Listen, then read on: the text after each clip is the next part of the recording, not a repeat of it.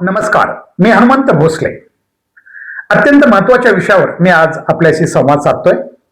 आज 1 मे महाराष्ट्र दिन आणि कामगार दिन. आज याच दिवशी संपूर्ण महाराष्ट्रामध्ये बोर्ड परीक्षा वगळता इतर वर्गांचे निकाल आज शाळेतून मुलांना प्राप्त झालेले आहेत.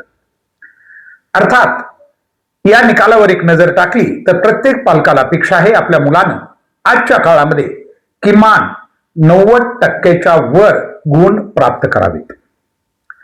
कारण आजकालची स्पर्धा पाहता पालक या टक्केवारीवर गेला आहे.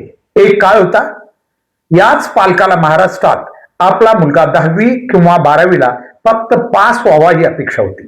35% गुण घ्यावेत ही अपेक्षा होती. मात्र आज प्रत्येक पालकाची अपेक्षा आहे की माझ्या मुलानं किमान 90% गुण घ्यावेत. मी यापूर्वी या विषयावर एक व्हिडिओ केला होता. नेमकं या पालकांना झालंय काय, यांचा विवेक किंवा याची विचारशक्ती नेमकी कुठं गेली आहे असा माझा प्रश्न आहे. कारण पहिली गोष्ट मी आपल्याला पुन्हा आठवण करून देतो की विद्यार्थी जो घडतो तो या जगामध्ये काही त्याच्या आवडीनुसार घडत असतो. आणि आवडीनुसार एक 4-5 क्षेत्रामध्ये विद्यार्थ्यांना खरं तर करिअर करण्याची संधी असते. मात्र आवडीनुसार आपल्या देशामध्ये लोकसंख्येचा प्रश्न असेल किंवा इतर काही बाबीमुळं, स्पर्धेमुळं मुलांना आपल्या आवडीनुसार नोकरीचं क्षेत्र मिळत नाहीये. त्यामुळे त्याला मिळेल त्या क्षेत्रात नोकरी करावी लागते आणि आपली दुःखी जीवन जगावं लागतं.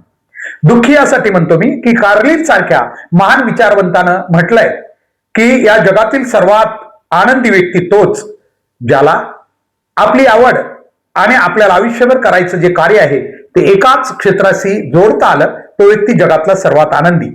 म्हणजे जर तुम्हाला धावपळ करण्याची क्षमता असेल किंवा तुमची तशी आवड असेल तर तुम्ही पोलीस किंवा संरक्षण क्षेत्रात खूप काम करू शकता. किंवा तुमची बौद्धिक आवड असेल तर तुम्ही सायंटिस्ट किंवा डॉक्टर किंवा अशा क्षेत्रात काम करू शकता. तुम्ही सामाजिक असाल तर शिक्षक किंवा तत्सम सामाजिक क्षेत्राशी संलग्न असलेल्या व्यवसायाशी तुम्ही चांगलं न्याय देऊ शकता. परंतु आपल्या देशात असं नाहीये.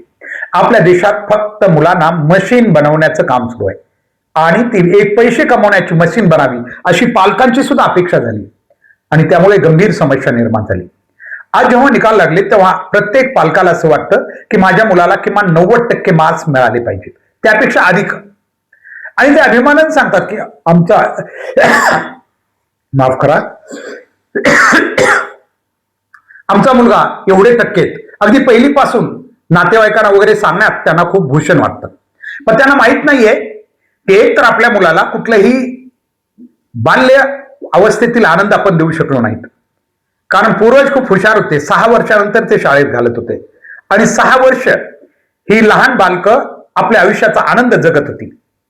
मात्र माणूस एक सुसंस्कृत झाला म्हणून त्याला सगळं काही बंदिस्त करायचं का हा प्रश्न आहे.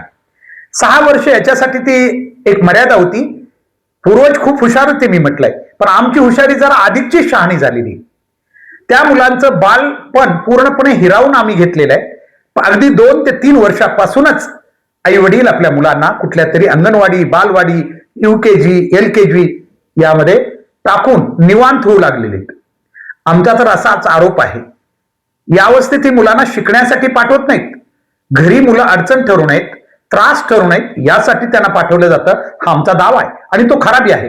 तुम्ही चिंतन करायचं, नक्कीच करायचो. अनेक पालकांचं मत आहे की त्याला सवय लागावी.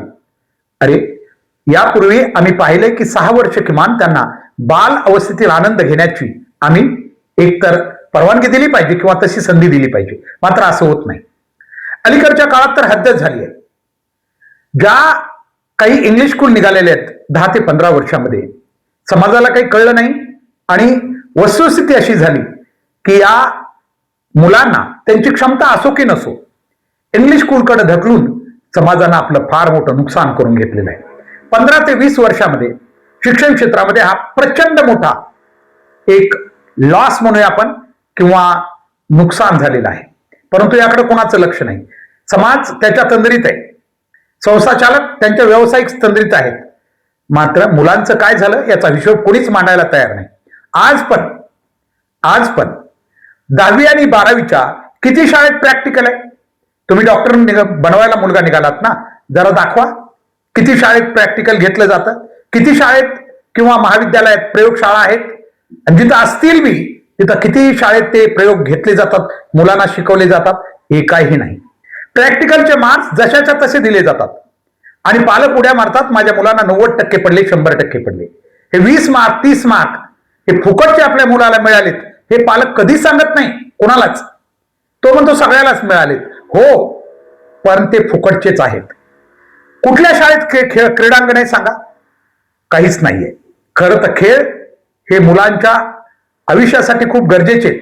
खेळामुळे त्यांची सगळीच अभ्यासू वृत्ती वाढते, शारीरिक तंदुरुस्ती वाढते, परंतु एक नाहीये. कोणता पालक बोलतो सांगा?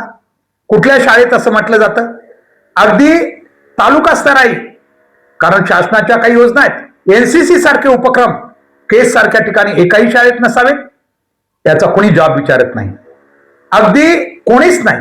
आणि म्हणून तुमची मुलं परिपूर्ण बनलेली आहेत असं तुम्ही कसं म्हणता?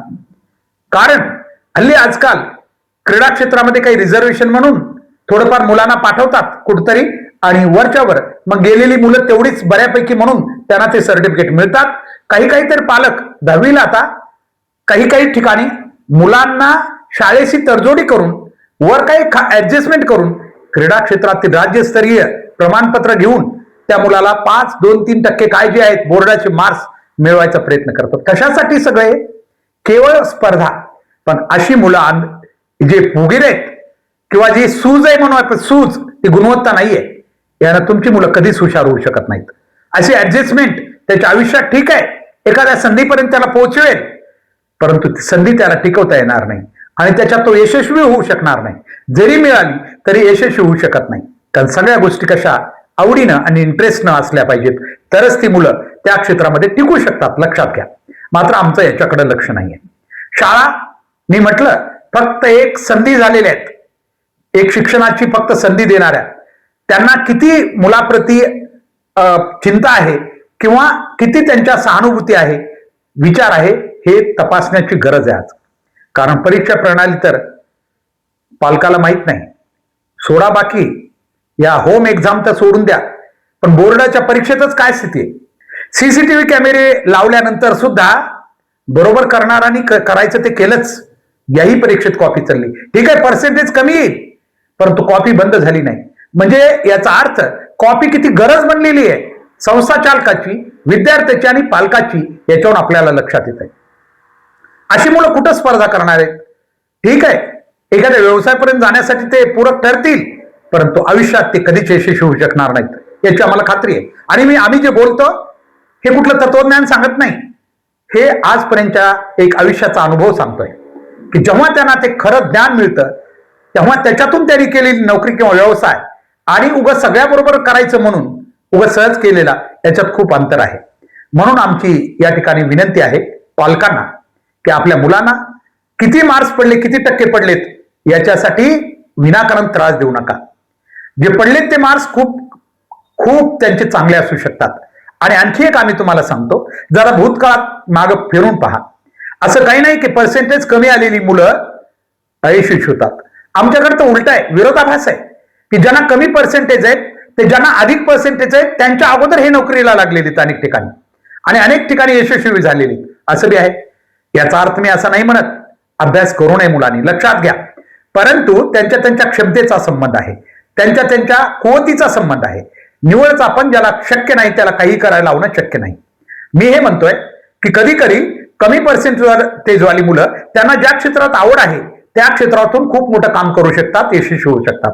हा माझा सांगण्याचा आपल्याला विषय आहे आणि तो तुम्ही निश्चित पाहू शकता. म्हणून या परीक्षेमध्ये मुलांना कमी मार्क्स आले, कृपया त्यांना काही बोलू नका, कारण त्यांना शाबासकीच द्या. ते नक्की पुढे चांगलं काम करतील किंवा त्यांची आवड इतर क्षेत्राशी असेल त्या क्षेत्रात त्यांना जाऊ द्या, नक्कीच ते उत्तम कामगिरी करतील. आणि परीक्षेतील मार्क्स, गुणवत्ता ही कधीही सगळ्याच, मी मग पुन्हा सांगतो, काही शाळा, काही विद्यार्थी, काही पालक जे आपापल्या ठिकाणी खरे आहेत, वास्तव आहेत, त्यांची माफी मागून मी हा व्हिडिओ करतो. पण ते खूप कमी आहेत. मी मगाच म्हटलं, ज्या प्रामाणिक शाळा आहेत, जे प्रामाणिक विद्यार्थी आहेत आणि जे प्रामाणिक पालक आहेत त्यांची संख्या निव्वळ कमी आहे. आपल्या शब्दात बोलायचं तर बोटावर मोजण्या इतकी. त्याच्यामुळं त्यांची आम्ही नक्की क्षमा मागून हा विचार व्यक्त करतोय.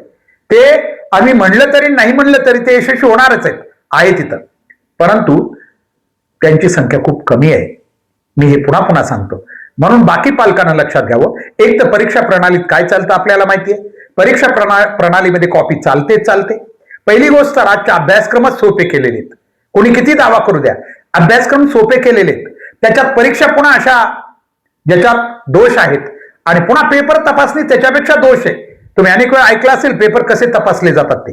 या सगळ्या गोष्टीचा विचार केला तर येणार पर्सेंटेज या त्या मुलाची खरी गुणवत्ता किंवा खरं मूल्यांकन असेल अशी खात्री बाळगू नका. मी खास करून त्या पालकांना सांगतो ज्या पालकांना खरोखरच आपल्या मुलाबद्दल चिंता आहे, त्यांनी माझे विचार विचारात घ्यावेत. बाकीच्यांनी सोडून दिले तरी चालतील. आणि म्हणून पालकांना मी विनंती करतो की आपल्या मुलांना जर भविष्यात खरोखर काहीतरी बनवायचं असेल तर त्यांच्या आवडीनुसार त्यांना क्षेत्रात जाऊ द्या, त्यांच्या आवडीनुसार त्यांना क्षेत्र निवडू द्या. तुम्ही लक्षात घ्याल की ते एक सर्वात जगातले आनंदी व्यक्ती बनवू शकतील.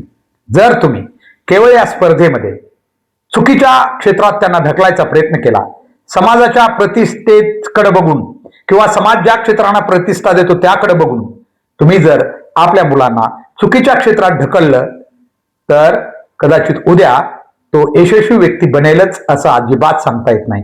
मग तो IAS बनू द्या, डॉक्टर बनू द्या किंवा जी काही उच्च पद आहेत तुम्हाला वाटतात ते बनू द्या. ते फार तुम्हाला, तुमच्या कुटुंबाला आणि समाजाला आणि देशाला न्याय देऊ शकतील असं नाहीये.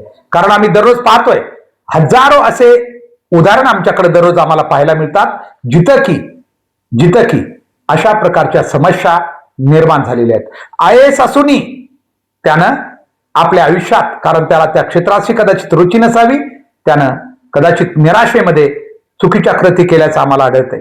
आणि अनेक ठिकाणी किंवा काही तर IAS IPS बी असले तरी ते अशोक खरात सारख्या ठिकाणी जाऊ शकतात. कारण त्यांनी खरं शिक्षण म्हणून कधी घेतलंच नाही. त्यांनी फक्त आपले लक्ष काहीतरी ठिकाणी जाण्याचा फक्त प्रयत्न केला. आणि म्हणून आमची आपल्याला विनंती आहे, आपल्या मुलांना आपल्या आवडीनुसार क्षेत्रात करिअर करू द्या आणि शालेय शिक्षणात त्यांना पडलेले गुण किंवा गुणवत्ता ही अंतिम असेलच असं काही समजू नका. आजच्यासाठी एवढंच. धन्यवाद.